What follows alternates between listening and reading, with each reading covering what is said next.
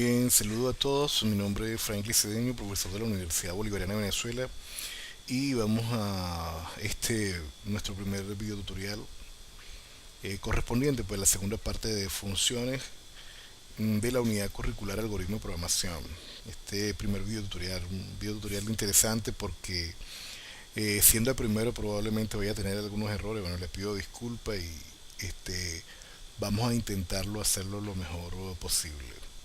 Bien, eh, el tema de funciones, ya en clases anteriores hablamos de lo que era la función de tipo void.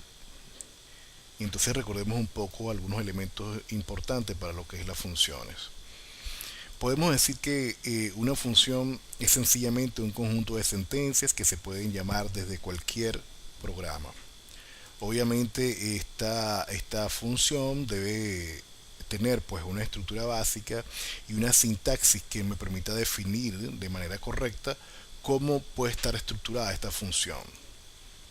Las funciones en términos generales podemos decir, ¿verdad?, que comienzan su encabezado con el tipo de retorno que va a tener la función, el nombre de la función y la lista de parámetros que puede ser desde uno hasta n parámetros. Eso sí queda claro que debe ser un conjunto definido de parámetros.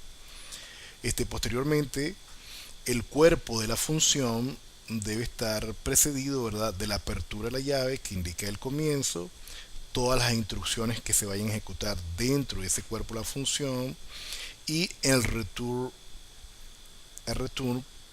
acompañado de la expresión que debo retornar. Importante aclarar que esta expresión, ¿verdad?, el tipo de expresión debe estar en correspondencia con el tipo de retorno que previamente fue declarado en el encabezado de la función. Entonces, para definirlo de manera más clara, podemos decir que el tipo de retorno es un tipo de valor que devuelve o devuelto por la función, que es devuelto por la función. La palabra reservada void si la función no devuelve ningún valor, como ya hemos estudiado en la clase anterior. Por otro lado, tenemos el nombre de la función. Al igual que en la función void, este nombre de la función corresponde al identificador o nombre de la función por el cual será invocado o llamada la función. De la misma forma, tenemos la lista de los parámetros, que no es más que las declaraciones de los parámetros de las funciones separadas por una coma. Si tenemos un parámetro, obviamente no va a haber coma. Si tenemos dos, tres parámetros, cada uno de ellos va a estar separado por la coma, y aparte de ello debe con anterioridad estar definido el tipo de parámetro que se va a enviar. Y la expresión no es más que el valor que devuelve la función, como nos aparece acá en el return, la expresión. Bien, ahora, esto así de manera teórica pudiera sonar un poco confuso. Esto lo podemos aclarar más a través de un sencillo ejemplo, ¿verdad? Un código, y que obviamente no por sencillo, o justamente por sencillo, podemos ver con mayor claridad cómo funcionan estos de las funciones. Bien, empezamos, como ya sabemos, con nuestras librerías base de C++ que nos permitan hacer las, las cosas más elementales pues con este código, ¿verdad? Hacemos uso del espacio de nombre std y comenzamos con definir una función a la cual llamaremos suma, ¿ok? Y que la hemos declarado de tipo float, ¿ok?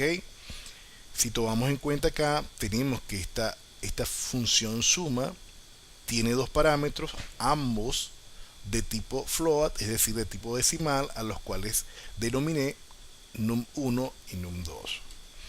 Hacemos apertura, ¿verdad?, del cuerpo de nuestra función, y acá declaramos una variable respuesta de tipo float. Es importante aclarar que esta variable respuesta, ¿sí?, va a tener la característica que es una variable de tipo local y que solo podrá ser reconocida en el programa cuando esté ejecutándose dentro de la propia función suma. Entonces, decimos que respuesta ¿verdad? La variable respuesta va a ser igual a la operación aritmética de sumar los valores, ¿ok?, que se me están enviando como parámetro a la función suma, y que este resultado va a ser lo que va a retornar la función suma, ¿verdad? Con una aclaratoria que debemos recordar que el tipo de dato que debe retornar debe ser un dato de tipo decimal. Y bien, esto en lo que se refiere a la definición de la función y los procesos que están intrínsecos dentro del cuerpo de la propia función. Una vez que hemos definido nuestra función,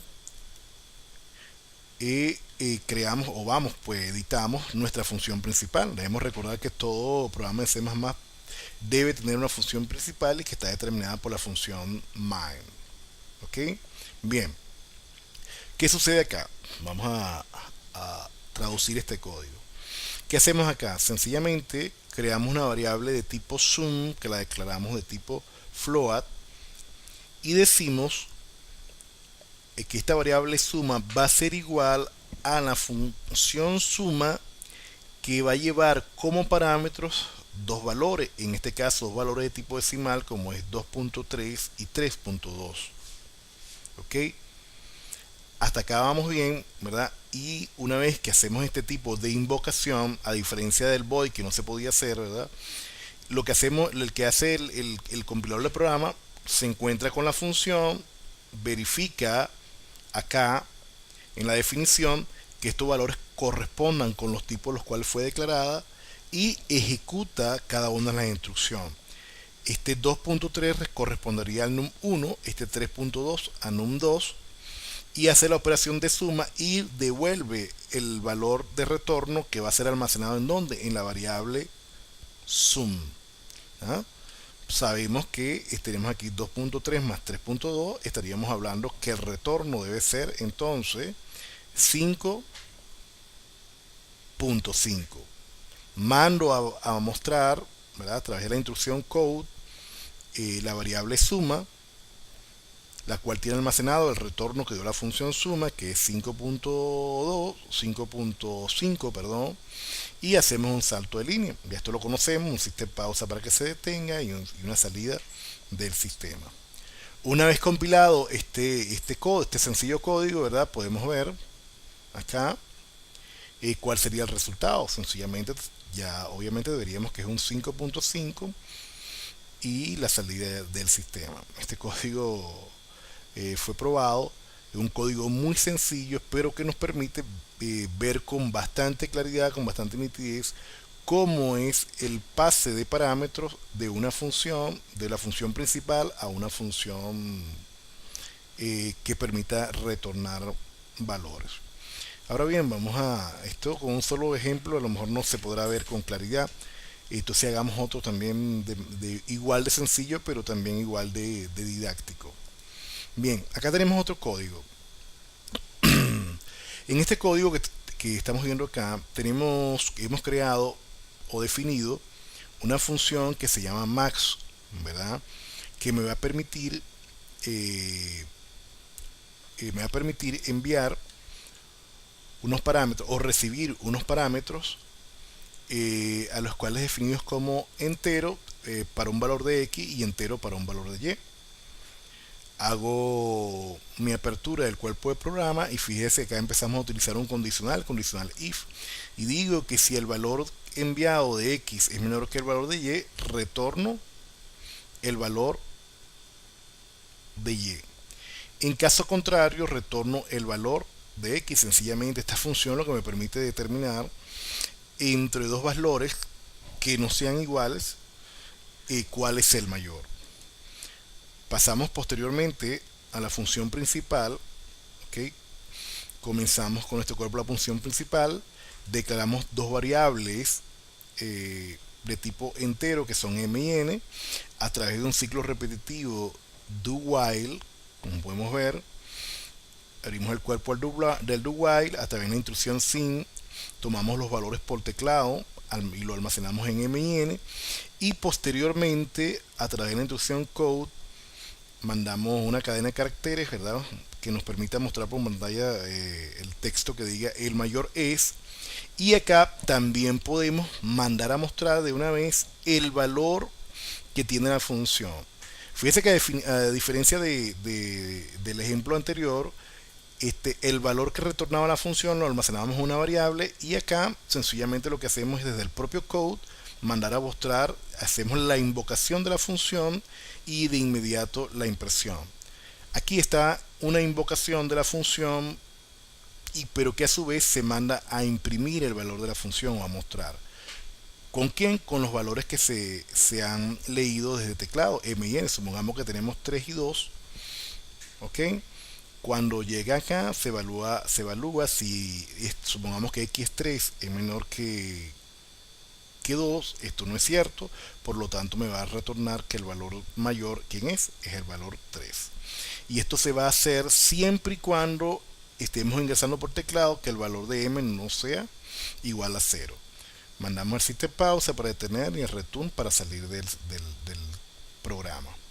¿Qué nos irá a aparecer una vez compilado? Algo así, ¿verdad? Supongamos que el primer dato que hayamos ingresado es 12, ingresamos el segundo dato que es 13, esto que está acá lo estamos haciendo desde la función principal, ¿verdad? Que ingresa 12 y 13, mando a mostrar el mayor de los dos, ¿a través de quién? A través de la invocación de la función max, que es la que me permite determinar cuál de ellos es el mayor. Fíjese que acá que me apareció 13. Vuelve a hacerse el ciclo for, el ciclo do while, ¿verdad? Fíjense que colocamos valor 0 en m, ¿no? Él se hace otra vez, pero cuando viene m acá nos damos cuenta que es igual a 0 y por lo tanto me muestra que el mayor es 9 y posteriormente me dice que, o sea, ya sale porque el ciclo while se va a hacer siempre que m sea distinto de 0. Entonces fíjense cómo, a diferencia del ejercicio anterior, podemos nosotros también mostrar el valor de una función en el mismo momento que estamos mandando a mostrarla por pantalla a través de una instrucción code. Y como los valores de m y n que son del mismo tipo del cual ha sido definido dentro de la función max.